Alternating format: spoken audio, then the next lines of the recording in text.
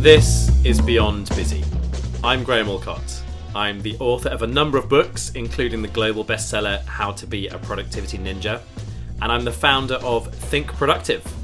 We work with some of the world's leading companies to help people get stuff done, but more importantly, to help people to make space for what matters. Beyond Busy is where I explore the often messy truths and contradictory relationships around topics like work-life balance, happiness and success, and explore with interesting people what makes them tick. In short, this is where we ask the bigger questions about work. My guest today is Julie Nerney. Julie is the author of Own Your Day, New Light on the Mastery of Managing in the Middle. She's worked at the heart of government and played a key leadership role in the London 2012 Olympics. And she's also a Sussex-dwelling Aston Villa fan, just like me, which is how we first met. In this episode, we talk about the unique pressures of middle management, and Julie offers some great advice on how to do meetings, how to disagree productively, and how to build trust and influence as a manager. This is Julie Nerney.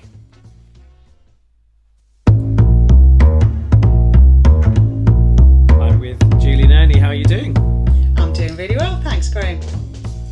So we're recording this on a midweek morning as we start to exit out of COVID lockdown and make some of those transitions. What's been the last few weeks for you? What's been your sort of experience of COVID and potentially post-COVID? Oh, the days getting lighter have made a difference, that's for sure, because lockdown in January, February was tough, wasn't it? So I think a combination of the days getting lighter, the vaccination rate rolling out, there's a cautious hope, I think, cautious optimism. Yeah, I'm feeling that too, which we definitely felt as Villa fans earlier in the year about our football season, and it seems to have dissipated our cautious optimism about Villa, doesn't it? Yeah, but short-termism versus long-termism. I think compared to last season, we're doing really well. Another few buys in the summer will be grand. Yeah, so we kind of met through Aston Villa, right? So we're both living in Sussex and members of the Sussex Lions, which whenever I've talk to people about Sussex Lions, they just think it's just this mad thing. So do you want to just explain what Sussex Lions is? So Sussex Lions, that's a collection of like-minded souls with excellent taste in football, i.e. they support Aston Villa, but have made the ridiculous choice not to live anywhere near the ground. So we have a kindred spirit of supporting a club that's 260 odd miles away. And so there's a nice social network and fraternity of people who share the highs and lows of being an Aston Villa fan. It's a nice place to be when you're a long way from Villa Park. Yeah, absolutely. One of the things I really love about that as well is, and it's the same. So I've got a season ticket on the Holt end at Villa, and like the guy who sits in front of me was quite senior at Cadbury's Chocolate, and then there's another guy that I think worked at Rover, and those are like the most. I suppose those are the most stereotypical jobs that most people in Birmingham would do, right? But you have this like real mix of people, and in Sussex Lions, there's everything from like tradesmen to teachers to social workers and all kinds of different people who are all just sort of united by this love of a generally crap football team, right? Who have got a bit better recently. But I suppose I gravitated really naturally to you and a couple of others just because of the nature of a lot of the work that you've done over the years. And we've had some really fascinating conversations about work before. But like, so my first question, because I'd love to talk about a couple of the jobs that you've done in the past, but my first question is like, how do you describe what you do? Because when you look at your LinkedIn profile and everything else, like you've got all these non-exec director roles, you've been a chair of lots of stuff, you've been a CEO of lots of stuff, but like there's so many different facets to you and what you do. Like how do you describe it if you're in a lift with someone? Badly is the answer. I wish I had a tagline. My other half tells me she fixes stuff is the shorthand, which is simplistic but neat, I guess. It is the common thread through all the different types of roles and sectors. It's about driving and securing change, but doing that in a way that's got kindness and compassion at its heart. So it's about cultures, it's about creating environments that allow people to excel. So whether you're sitting on a board where you're the most senior strategic guiding mind in an organisation, and you're setting the tone, whether you're in there with your sleeves rolled up in a chief exec or an interim role, or whether I'm speaking or teaching or mentoring or coaching, that's the common thread for me. It's about creating environments that allow people to be the best version of themselves. And I think that's the job of us all, isn't it? You do that, and that's where the magic happens. What's Harvey Keitel's character in, is it Pulp Fiction, where he's like Mr. Fox or something? And it's like something's gone wrong, and it's like we phoned Mr. Fox, and he sorts it out. So maybe you're like the Mr. Fox, Mrs. Fox of sort of public and private sector. Sometimes it's not all negative places. I've done stuff which has been about organisations in crisis or turnaround. But sometimes it's, working with startups who've got a really exciting new thing that they want to take to market, or helping businesses who are on that kind of, they're outgrown where they're at and they're going on to the next phase of their development. So it's not necessarily, it's why the fix it bit is a bit simplistic, but it is about kind of the catalyst for change, I think. Yeah. And we'll come back to the empathy and kindness part of that later on as well. I suppose a couple of the roles that you've done that I wanted to pick out. One was you were the head of transport integration for the London 2012 Olympics, or LOCOG as it was at the time. So you worked on the Olympics for most of the year before, and then through that period and just after the Olympics happened in 2012. So what was that like? I'd love to hear more about that.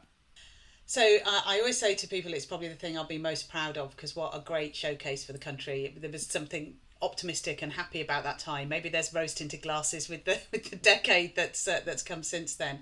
But I never want to work like that again in my life, because it was just so utterly and relentlessly demanding.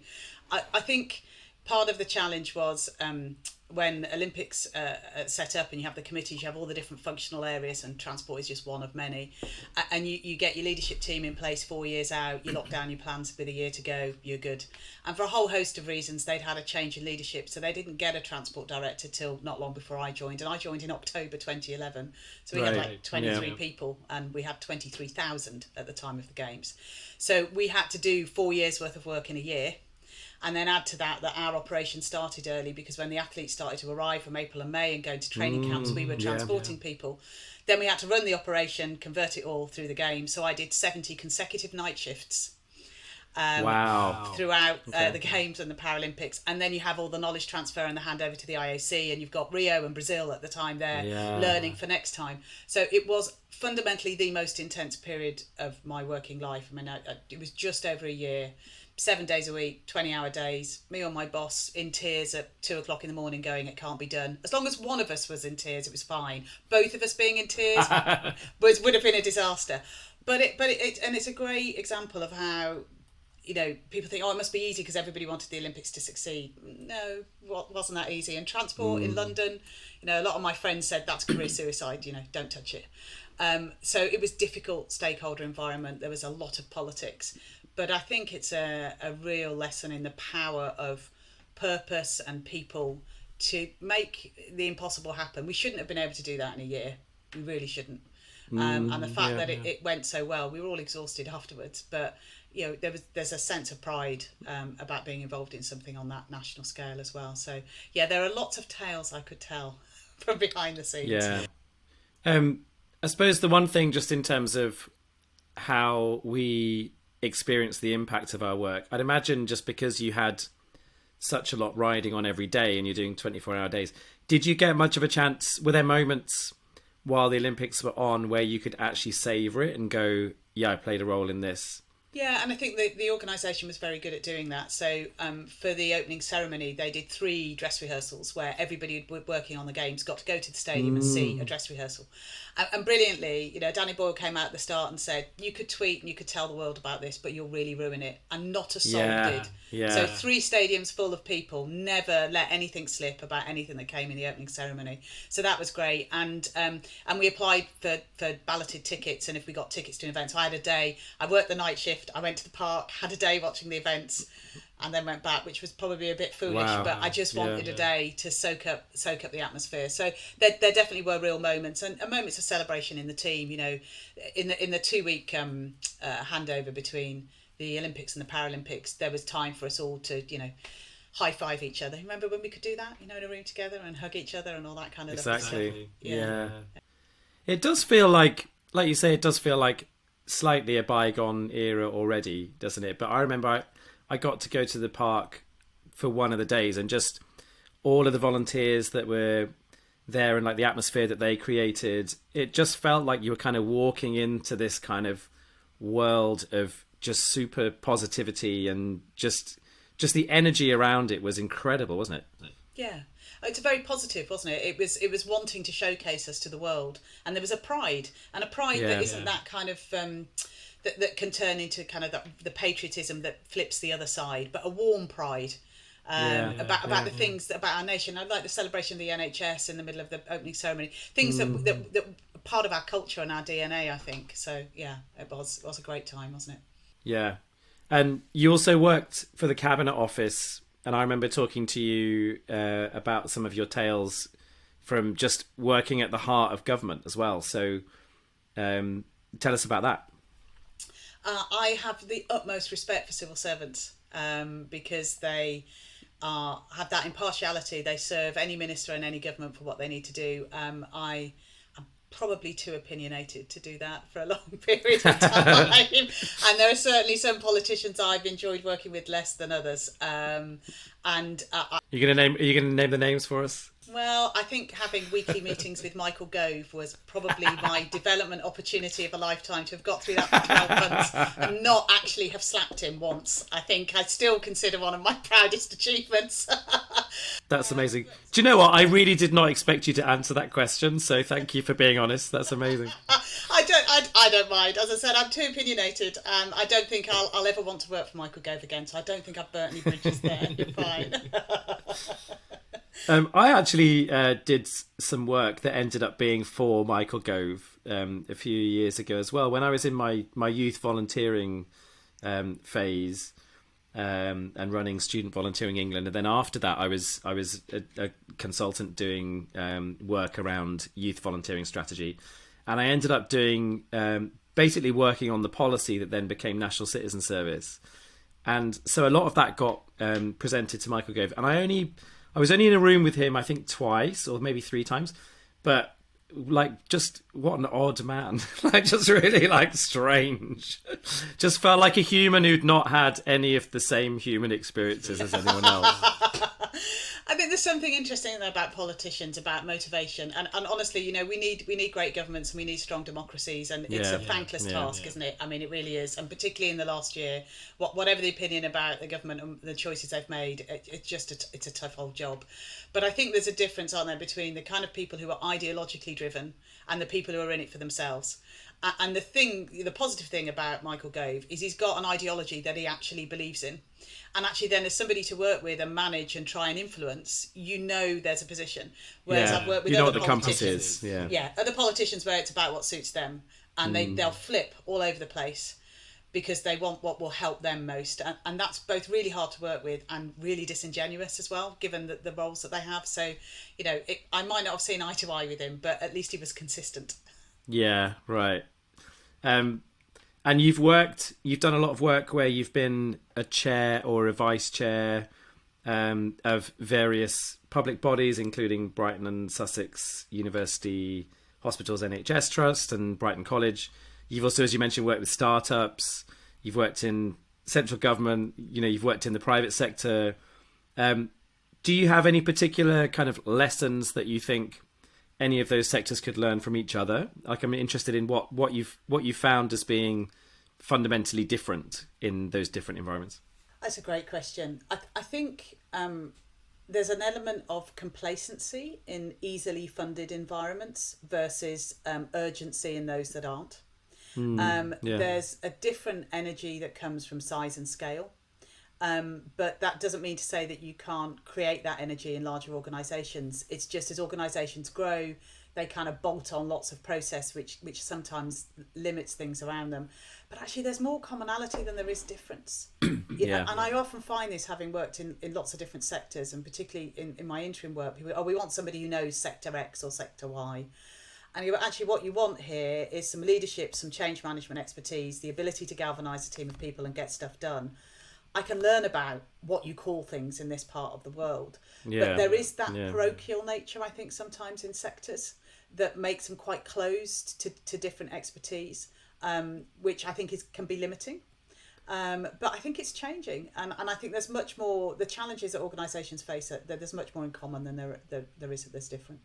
Yeah, and a lot of what you've done has been about creating change, leading change. And I saw a thing that you wrote recently, which is around productive tension as well. So I'd love to talk a bit about that in terms of how people disagree. But just in terms of the change part, before we get into that, so what do you think are the most important things? How do you approach change management? So like when you're sort of first in a new interim role or you're non-exec director, how do you look at the situation to then really set an organisation up for embracing change in the right kind of way? So there's the framing, and then there's what you do about it. So the first thing is always, what's the outcome people are trying to achieve? With big changes and change programs, they get very focused on the inputs, Gantt charts and milestones, and we're going to do this by when. They kind of lose sight of the North Star and why they're doing it. And particularly for medium to longer term change programs and transformations, the only certain thing about a plan at the start of it is that it's wrong. And I mean that's with no judgment on the quality of the work that will have been done. It'll be some excellent thinking, but it's all based on assumptions. And unless you've got a crystal ball for anything that's longer than 6 months out, how do you know what's going to happen? Even if it's just unforeseen bumps in the road when you're delivering, let alone any contextual changes or organisational changes.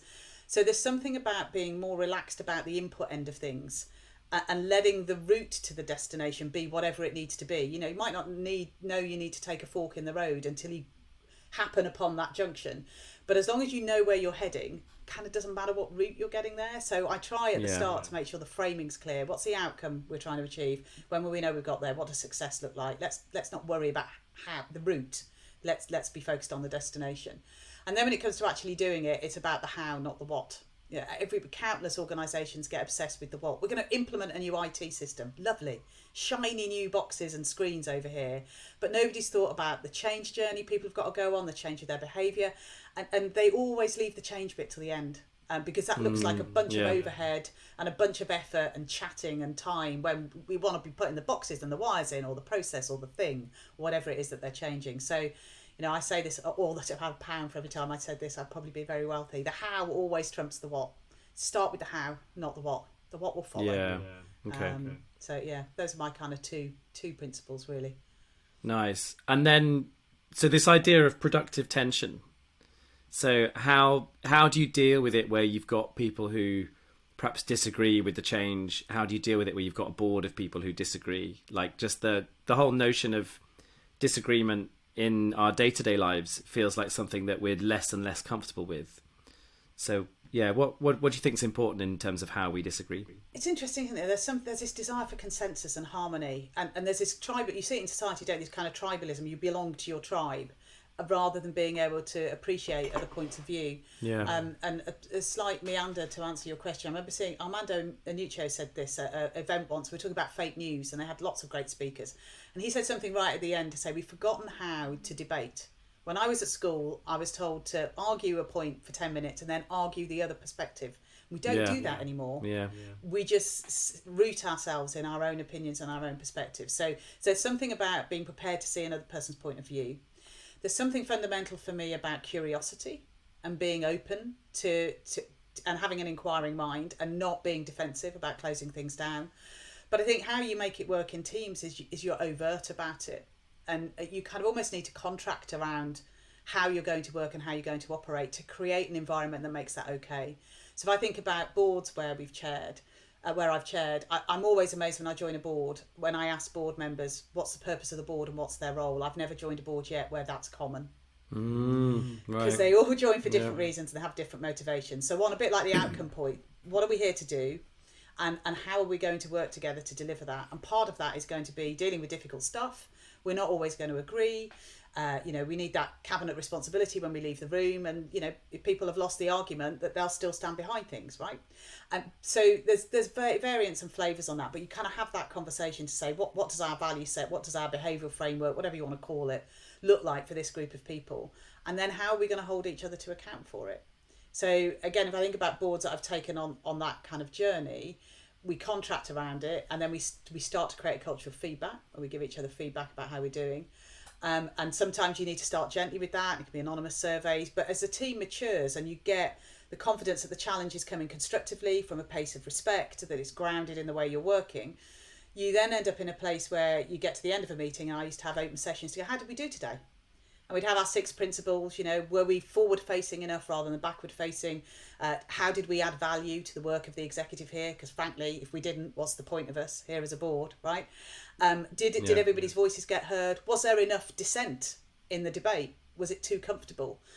And we actually ask each other that question, and we make it okay to have that productive tension. So it's got kind of creating a permission environment, really. But you have to contract around that, and you have to be overt about it, because otherwise people bring in their own preferences, their own motivations, their own kinds of things, and you don't have a common goal to focus around. Yeah, I love the idea that to have productive tension and to have a healthy, debate and disagreement, you kind of have to work at that for it to be an environment where that's going to be constructive at the end of it. Otherwise, like you say, people bring in their own ways to disagree that would be less healthy. But yeah, that idea that you've got to kind of work at creating the right kind of environment to be able to disagree, that's really interesting. Well, it's the culture of that team, isn't it? And in some teams, you want to actively, if you think about the kind of startup environment, you almost want to actively create that dissonance, because you want new ideas and you want iteration and evolution and a really pointy challenge. In other environments, you might want a productive tension that looks a bit different. So it's being conscious about the culture you want for that team in that organisation at whatever point that team is and that organisation is in its life cycle, right? You need different things at different times. Yeah. Interesting. There's loads of stuff in your book that I'd love to talk to you about. So you've written this book with Diana Marsland called Own Your Day, which, really interesting. I've only just got sent it recently, so I've been kind of scanning through bits of it. But what comes out over very quickly is that it's a book very consciously written for middle managers. And I'd love to just hear more about what you think are the particular challenges of people in middle management roles, and why was that the focus, for this book? So I have to give Diana the credit for this. So I've always wanted to write a book, but I've never got around to it. And Diana approached me really passionate about doing something purposeful and practical for people in middle management. So she'd also been in non-exec roles and lots of organisations, and she was trying to help, but realised she could only reach the odd group of people. And she thought, if I could write a book, I can reach a wider audience. And she was convinced that there was this kind of, the powerhouse in organisations was stuck between strategy and delivery and kind of demands from the top, trying to manage the team, always on culture, and how could we do stuff that kind of liberated people, because that's where the potential in organisations were. And her enthusiasm was infectious, and I was really keen to do it. And the other thing that struck me was she was absolutely convinced that we had to ground this in research with our audience. So we brainstormed what we thought the barriers were for people managing in the middle of organisations. But then we went out and did primary research. Well, when I say we, Diana, perfect team. We have complementary skills. I would have driven me bananas. Yeah. So she went out and did the research, focus groups, surveys, got lots of data, came back, told us it was some things we were right, but some things we were completely wrong on. So one of the things I'm really pleased about the book is it's grounded in research. It's grounded by what managers told us. If we could solve these things, that would help kind of release our potential. And it's always a risk when you do that, because you might get stuff that comes back and you think, oh, have we got anything to say about those things, and have we got stuff that we can write about? But it falls broadly into two sections. So one is about the environment that managers are having to operate in, the increasingly ambiguous and changing world of work, and what that's doing in organisations and how they navigate it. And then there's the second section is all about people and how they get the best out of themselves and others. Kind of bit like we were talking about at the top of this conversation, really, to get the best out of themselves and their teams. So I'm really pleased that it's grounded in what people told us that they wanted. So there's 4 themes in each of the two categories. Yeah, so you did research to look at what people were actually struggling with around middle management versus what you thought they might be struggling with.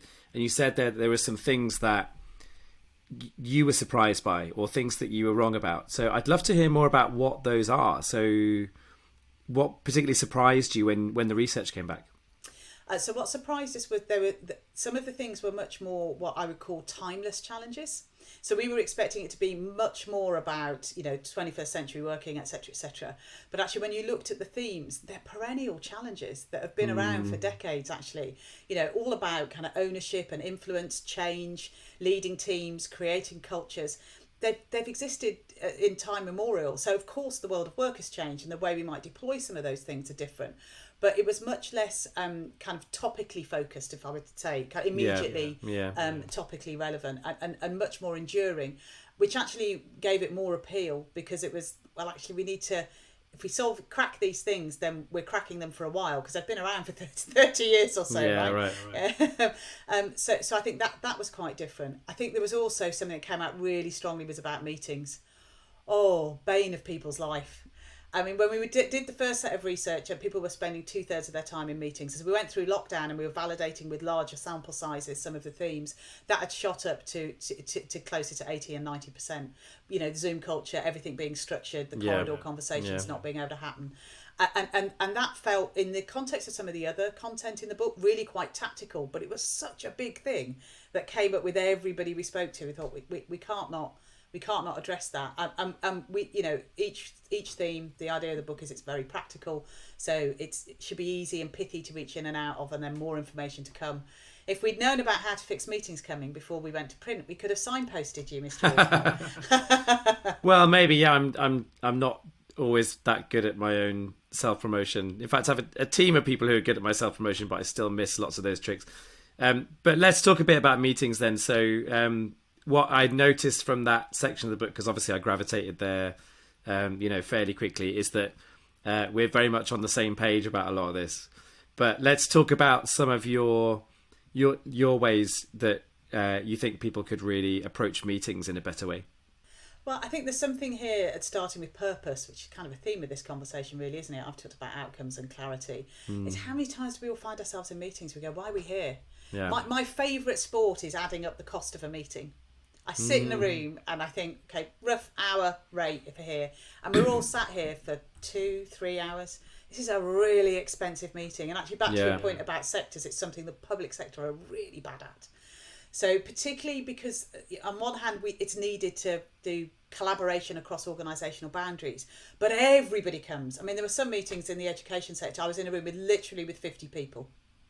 Yeah. Very senior people, very expensive. So there's something about purpose for me, about why we're doing it, why we're here, and outcomes. I have, I'm busy, as you've intimated already. I added up last week, I did 63 meetings.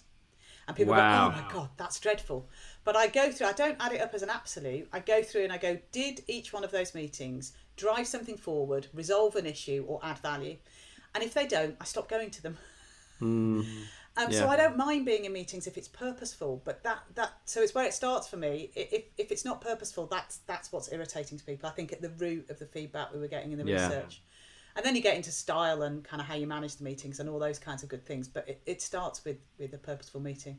It starts with purpose. And I think purpose is like a twofold thing, isn't it? So the meeting has to have a purpose in terms of what we're trying to do and what's the outcome.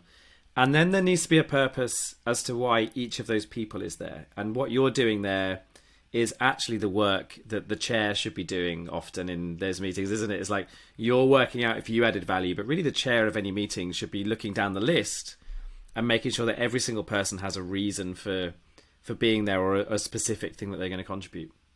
And there's routine, isn't there? There's that read across, and particularly something Diana and I see in the NHS all the time. Last month's agenda becomes this month's agenda. It's like, really? Yeah. Do we need to do that again? I was in a team meeting yesterday. We've been doing them fortnightly for 6 weeks, and we went, how's it going? And we have a feedback at the end of every meeting. Has this worked? What do we need to tweak and change? Yeah. And we all went, do you know what? We don't need this more than once a month, and they don't need it to be more than 90 minutes. Let's can it. Great. Let's not be shy of doing this. It becomes routinized and habitual, doesn't it?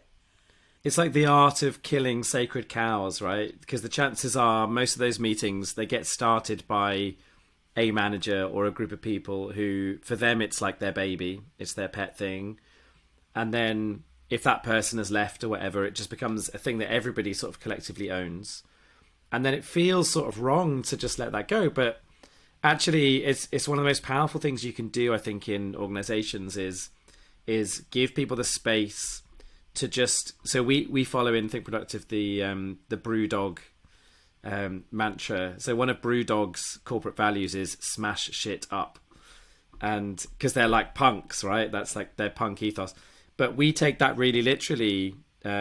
Well, not literally as in we don't smash up the room, but like, we apply that across the board with everything that we do. So once a year when we do our strategy thing, we have a little session where we go through and we look at the meetings that we're doing or initiatives that we have or products that we have, like right through to what we deliver for clients to everything behind the scenes, and just have that mentality that like nothing is sacred, like everything has to have a purpose, and if it doesn't, we can get rid of it.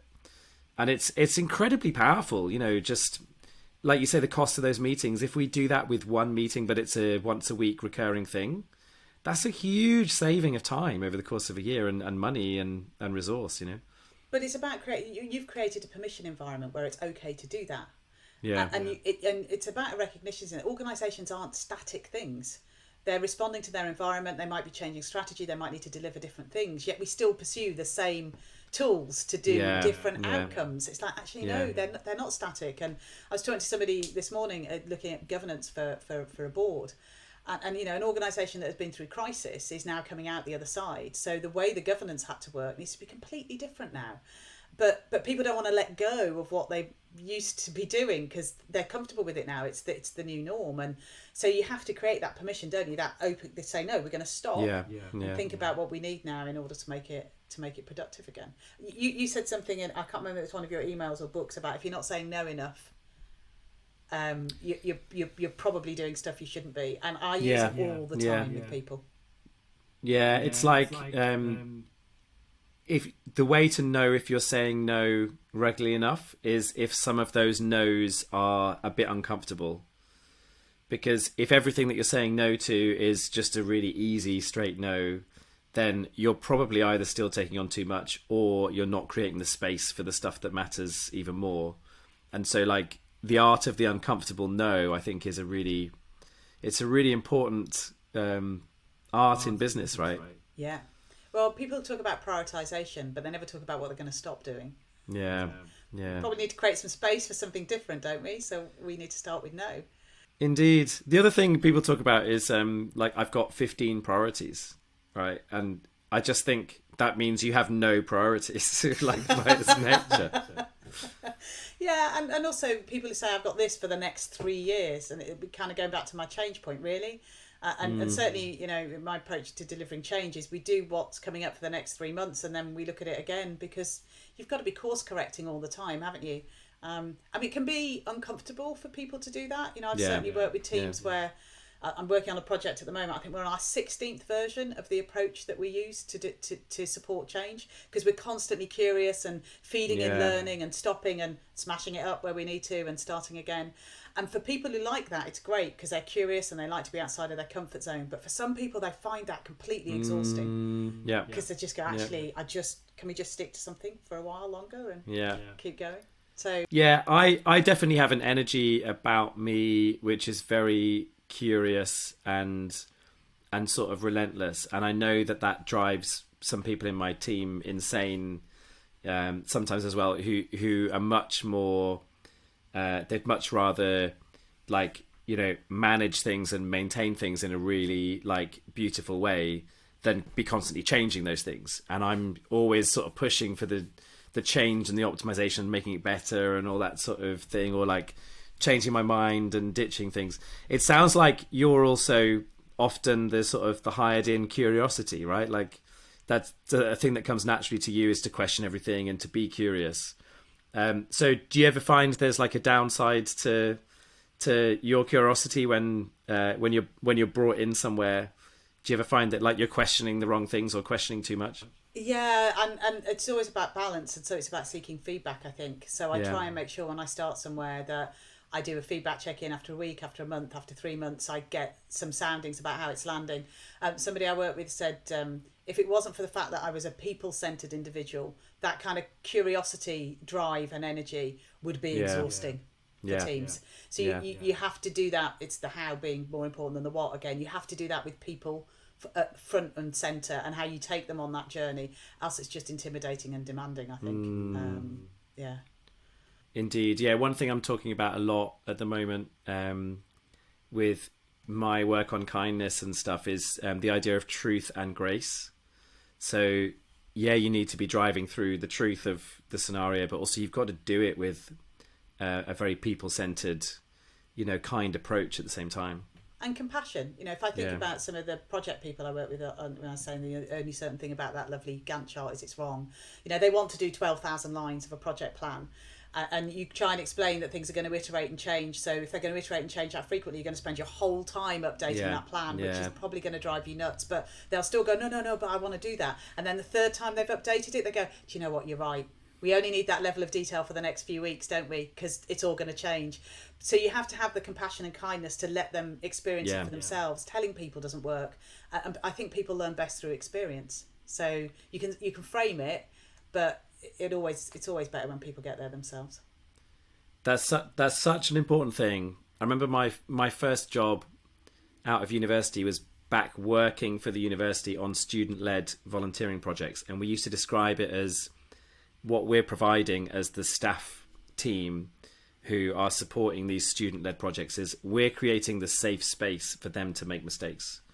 And there's something really important about that, I think, is allowing people to really sense it and feel it themselves, rather than just being like, well, I did this before and I know how to do it. So it's where all the learning comes. I mean, it's possibly a bit trite, but I always say to people, we failed. We didn't fail. We learned something. There's no failure ever. There's just learning. And I think about my early career as an entrepreneur. The business that went bust, I learned way more from that than any of the ones that went well, because the rest of it I could just have been lucky. But there's something, and actually it's one of the themes in the book about people fearing mistakes and how people cope with setbacks. Because if you're not naturally curious and going, I'm going to bump up against something, see where it takes me, it's going to take me in a different direction, that's fine. Or I've tried that and it didn't work, or I tried that, or I pitched it in an organisation and I got a knockback and I got a no. There's something about how you need to be able to respond to that, to create an environment which gives you permission to be curious. And I think it's one of the struggles for people managing in the middle of the organisation. They don't have the time and space to do that, or the confidence, or they don't work for an organisation like yours where you create permission for people to try things and learn from them. It's a real challenge, I think, in the world of work. For sure. I can't let that previous bit go without asking you, what was the thing that you learned about your business that went bust?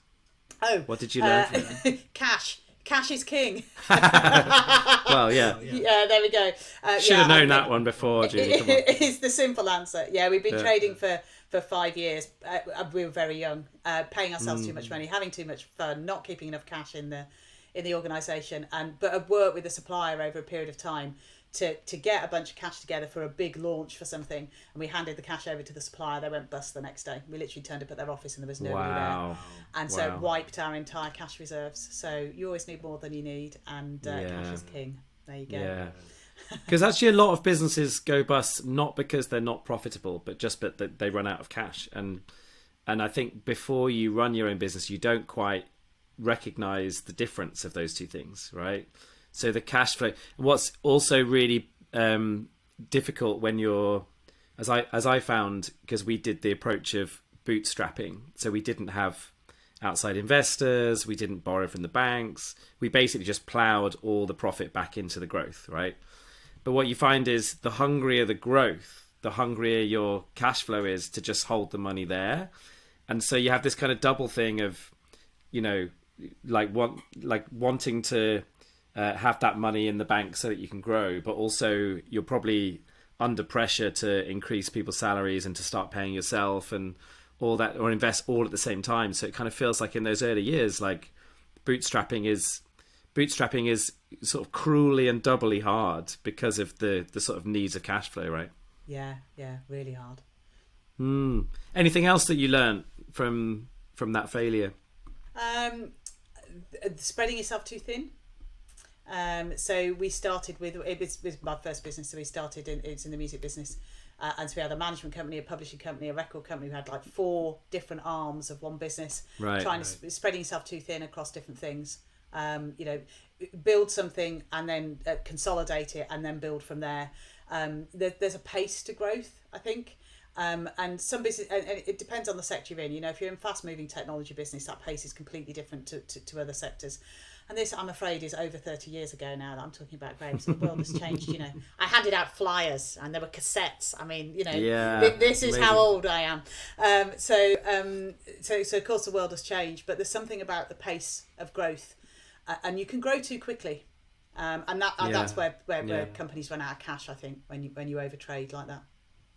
Yeah, I listened to a thing the other day with Stuart Lee, the comedian, and he was talking about how different it is for new comedians now, because it's all about your social media profile. And he was kind of saying, you know, when I was starting out, if you arranged a gig, the way that you'd spread the word is you'd photocopy something and stick it on a tree. Yeah, and exactly. I totally related to that, because like my teenage years where I was organising gigs and running a fanzine and stuff, it was all about the photocopiers and the trees. That was literally how you promoted stuff back in the day. And I'm kind of nostalgic for it, to be honest, because it's just feels like so much simpler than Instagram Reels and everything else, right? I'm reading a novel at the moment. There was a great line in there. It's talking about Irish history from a little while ago when electricity first came to a village, and the person who's reflecting back on this period in their life says, I wonder if we're now in a new century, and it's lovely if you get old enough for your youth to become a fable of the past. And when I look back to some of the ways of working, which are so archaic now, you know, I talk to people about, you know, one of my first jobs, there was a typing pool. And I used to dictate a letter and used to get sent to a typing pool. Then it would come back to me. By the time you'd done corrections, it might get sent in a week. And people look at me like I'm making it up. Yeah. And I think, okay, I am now old enough for my early working life to be a fable. This is interesting. Although I have to say, I was on holiday in the northwest of Ireland 2 summers ago. I think it was 2 summers ago. But I drove past a genuine sign that said, "Internet this way." That like genuinely happened like 2 years ago. So we shouldn't say that it's all solved and take it all for granted. It's all relative, right? Yeah, for sure. Couple of other things I wanted to talk to you about from the book. So you talk about influencing in the book and power, and you know, having worked as you have, you know, on boards, in politics, in big public events, and also in startups and different private companies and the NHS and various places, you must have a lot to say just about what power is. And I was actually thinking about it, that power is, in some senses, a bit of a taboo, because I just noticed as I was reading it in the book, I thought, I don't think I've ever talked about power on Beyond Busy before. So, what's your sort of reflections on power from the various places you've worked? And I think it's interesting because we come from our own perspectives, right? So I don't think about power. I don't think about status. I don't think about hierarchy.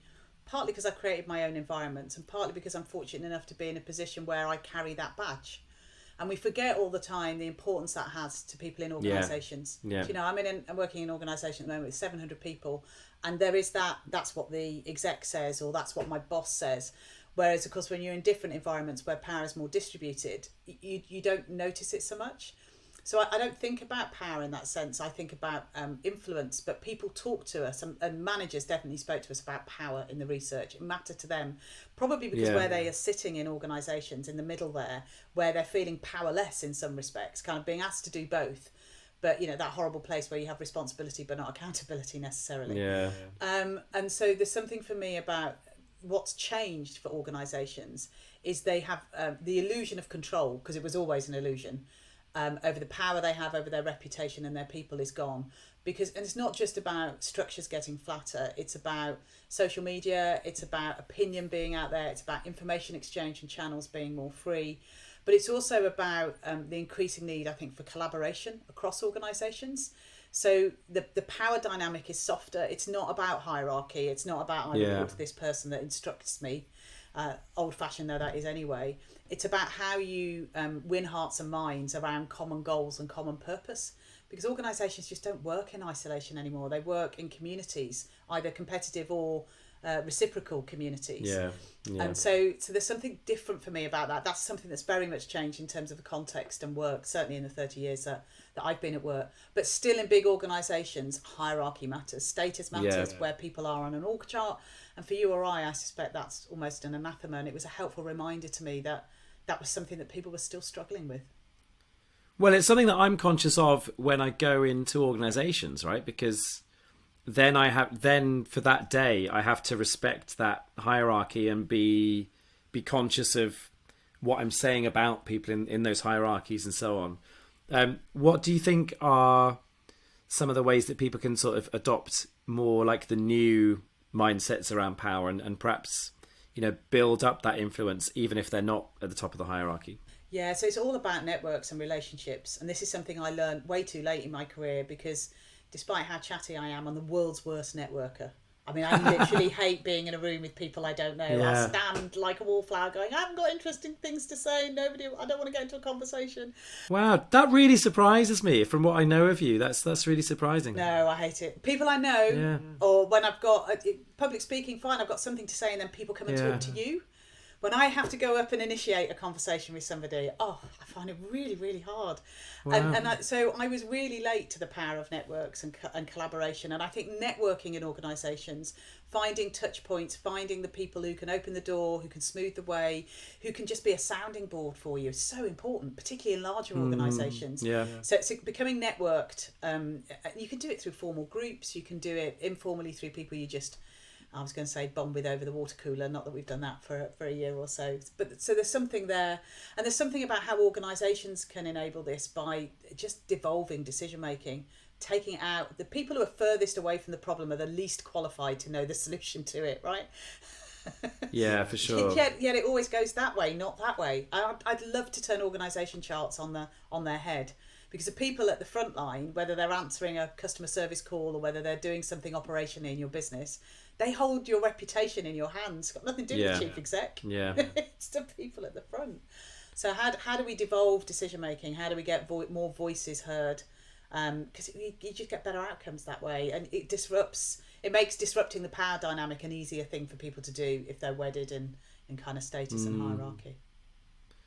And what's that about practically then? So, I mean, back to the thing you were talking about earlier about creating the right kind of permissions and spaces for feedback. Is that a big part of it, or how else can we try and get that decision making, more devolved? I think it is. I think it's about listening. When people talk about influencing, they always think about what they're going to say, not what they're going to hear. Yeah, very true. And actually, too much people go in with their... Actually, find out what people want. Find out where the problems are. It's frame... Yeah, there was a particular challenge when I was working on the games, which we don't have time to go into, but it was an impossible ask. And I thought the only way I'm going to sell this is to find out what everybody else wants. So go listen, be curious, ask open questions, don't tell them about what you're going to do, and then frame what you've got in a way which is going to meet their needs. So influencing starts with listening, not with talking. Yeah, which I guess brings us back to just as we started this conversation, we talked about change, but doing that in a way that is very people-centered and heart-centered and centered in empathy. And you talk also in the book about the idea of trust being the glue. So is that something that you learned how to do, or is that something that was very innate to you and came very naturally to you? So I learned it the hard way. So I've always been sociable, and I'm definitely an extrovert. But when it came to work, I was very task-driven, not people-driven. So that classic kind of, put the underpants on the outside of your trousers, exhort people, run up a hill, exhort people to follow you, have all the answers, all that kind of thing. And I worked in a ridiculous way at a stupid pace until I burnt myself out and fell over at some point. People say, did you have a mental health crisis or a breakdown? I don't know what it was, but I slept for 6 weeks. I was exhausted. Right. I had all the physical hallmarks of it. And it forced me to really look at what was driving me to work the way that I did. So it doesn't mean that any of the practical skills or the task output or the delivery was bad, but what was driving it didn't come from a centred place. Yeah. And actually, when I learned that and I anchored myself back, I used to think, oh, authenticity is just another buzzword, but I really understand what it means to be your authentic self. I used to be a work me and a personal me, and now there's just me, and I bring my whole self to work and have good days and I have bad. And I don't have all the answers, and I start with people. I don't start with the task, and that fundamentally changed my working life in the last 20 years. Wow. And it's so important for me to start with people, where they're at, their motivation, what they want to get out of their work, and then give them an experience that's going to do that. And so I've become so passionate about really truly authentic leadership and cultures driving performance. It's not a soft subject, it's a hard subject. It's like cash, it's like assets, right? Yeah. You get the culture right, you get people pulling in the same direction, you really can create magic. And you can't be people-centered unless you're empathetic, because you have to take the time to get to know your people. It's a bit like the point I was making about influencing. Yeah, every job I do, I spend 45 minutes to an hour with every member of my team and say, tell me about yourself. Not the job. Give me your potted history. How did you come to be here? It's massively revealing. It's because it's never what they've got on their name badge. It's all the other stuff that got them to that point. And there's a richness about capability and experience and motivation in there, which if you just say, oh, well, Bob does that, you completely miss. And it enables you to think about what works for them in their world. It enables you to think about the way they need to operate at home in terms of their work-life balance, and create a set of experiences which gets the best out of them.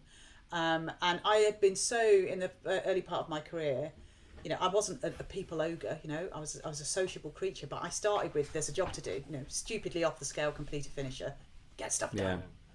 And now I don't. I start with that end of things. So I learned the hard way about that. That's really interesting. And so when you go into an organization, you're spending time with people one-on-one to really connect and to find that empathy. If you're in somewhere a bit longer term, what does that look like in terms of the day-to-day operation of that, and how do you manifest that sort of sense of trust and empathy with people just day to day? So I think it's about it's about listening, and I think it's about creating a culture of feedback. I think all the best organisations and teams operate with feedback. It's kind of what we were saying earlier about the productive tension, and your approach to smashing stuff up, right? It's about creating an environment where people see that it's okay to challenge. And I do that through, I do a regular weekly blog in every job, it's a set of communication that frames it. I do it in the way we have meetings where we always ask at the end of it, is it still working? Do we need to change anything? I do it by sharing mistakes that I've made, things that we tried but didn't work. It's all about being okay to be human. Yeah.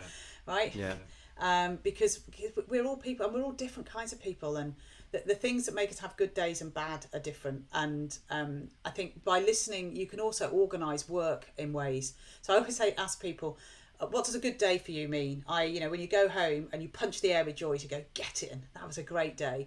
And conversely, when you go home and you kick the cat or the dog or need a G&T or whatever it is because you've had a rubbish day, what are the things that make you feel like that? And then I'm really aware of those things. So then when I'm tasking or when we're doing stuff as a team, it's like, don't put somebody in a position like that where it's really not going to play to their strengths, and that's different to pushing people out of their comfort zone and trying to encourage people to be curious. It's about being mindful about where people's natural boundaries are and being respectful of that. And I think when people see that, they start to trust.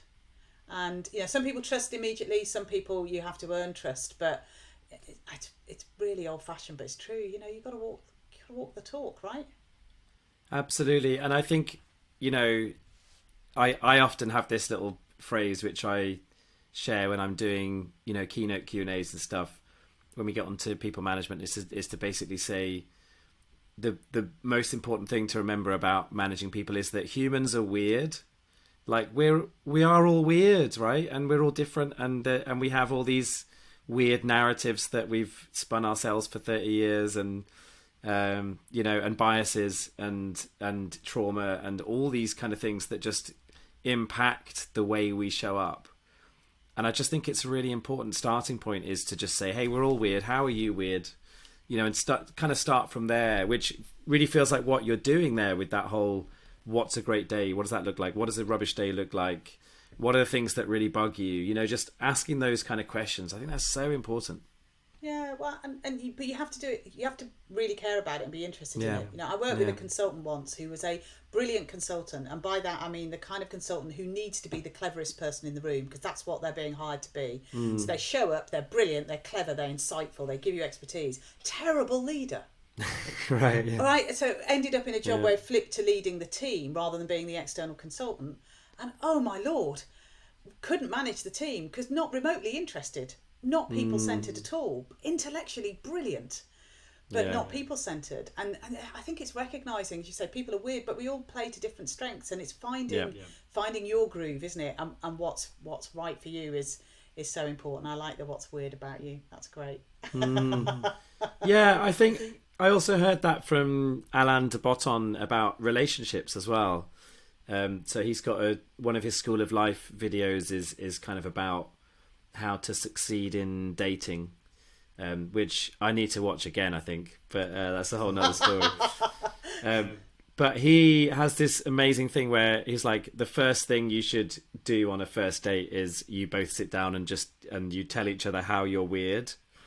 And he also has this lovely sort of question at the beginning where he says to the audience, who thinks they're easy to live with? And like half the room put their hand up, and it's just like, if you think you're easy to live with, you are nuts. Like, we are all really hard to live with. Like, well, so, that reminds me of a couple of things where I've done culture change work where people talk about, a classic exercise. Put your hands up if you've ever worked for a jerk of a boss. Yeah, everybody puts their hands up. Right, yeah. Put your hand up if anybody here's a jerk of a boss. Nobody puts their hands up, other than the bright spark, one of them. You're always in a group. And you go, well, that can't be right, can it? I mean, it just can't be right. And the same with the productive tension point. I remember working with a board years ago where a facilitator, describing a different way, he talked about positive conflict. But he did a scale of like 1 to 10 with kind of obstructive aggression, artificial harmony, and then the sweet spot being in the middle.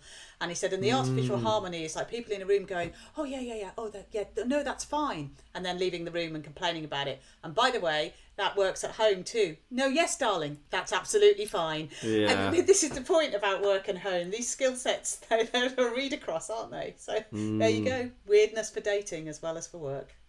Yeah, so Chris Kisley, who I'm working with on the Kindness and Leadership program, she has a phrase which is like nice in meetings is where you go along to get along, right? So you go, oh yeah, and you nod along, so that there's that harmony. But then when you leave the room, you bitch about them, and so it's actually it's very nice, but it's actually not kind to work in that way. And so kindness looks more like, instead of nodding along, you tell the truth in a way that is totally for that person and connects with that person, but you actually tell it like it is. And I disagree, or actually I think you're doing this wrong, or and actually to tell that truth in a way that's kind is a much more important thing than that sort of artificial harmony that you talk about. Completely. And it's why feedback is so important. It puts a fear of dread into people when you talk about feedback, because it's done so badly, right? But not providing feedback to people is unhelpful. Really unhelpful. I remember doing work with a big startup years ago. In fact, the case studies in the book, and it was at the time very out there, holistic alternative therapies kind of stuff. Let's put it this way: the founder said he didn't want to be chief executive; he wanted to be called the gardener of. I saw this in the book, and then the PA is called the PA to the gardener of the Dream Orchard. Yeah. So funny. And then a dour Scotsman FD from a big VC banking firm who was terrible, and nobody had given him feedback in his career. And finally, I won't spoil the story, but somebody gives him feedback, and he goes, "You know what? Nobody ever told me that. I've been working for 35 years, and nobody ever told me. That's not kind. That's not helpful. Yeah. That doesn't help people grow or develop, does it? Feedback's so important." Auntie Brené has a lovely quote which is clear is kind, unclear is unkind. I really like that, which feels like a really good place to wrap up this conversation, because it feels like feedback and purpose and being people-centered have just been really strong themes through this. I've just really enjoyed talking to you about it. So if people want to get hold of the book's Own Your Day, and if people want to connect with you, do you want to just tell people how they can find out more? Yeah, so you get it Own Your Day at Substack, And so there's going to be a little, we're published on the 11th of May. We're going to be doing some weekly newsletters and some information about how you can get involved, come along to a launch, have some fun. You can pre-order the book on Amazon and Hive and bookshop.org. I'll give you all the blurb for the podcast notes. And if you want to get hold of me, I'm on Twitter at Julie Nerney. My website's julienerney.co.uk. Great stuff. And there aren't many Nerneys on LinkedIn, so that's easy to find. And just before we start recording, you said to me that you are a regular listener to Beyond Busy. So my curiosity is, how is it on the other end of it? This is whizzed by. So but I goes quick, right? Yeah, it goes really quick, and it's a really easy conversation. Anybody who's nervous about doing this, don't worry. This is dead easy. If you like to chat, you ask great questions. So yeah, it's been lovely to be on the other side of it. Well, it's been great having you. So yeah, Julie, thanks so much for being on Beyond Busy. My pleasure. Thanks, Graham. This video is sponsored by Think Productive, home of the Productivity Ninja. We help people and organisations to increase their impact and make space for what matters through a range of workshops, programmes and coaching. Head to thinkproductive.com to find out more. Are you interested in booking me as a speaker for your event? You want to sign up for my Rev Up for the Week email? Do you want to buy some of my books? Or do you just want to find out what I'm doing right now? It's all at grahamallcott.com/links. And if you like this video, please like, subscribe and share so we can make more. Thanks for watching.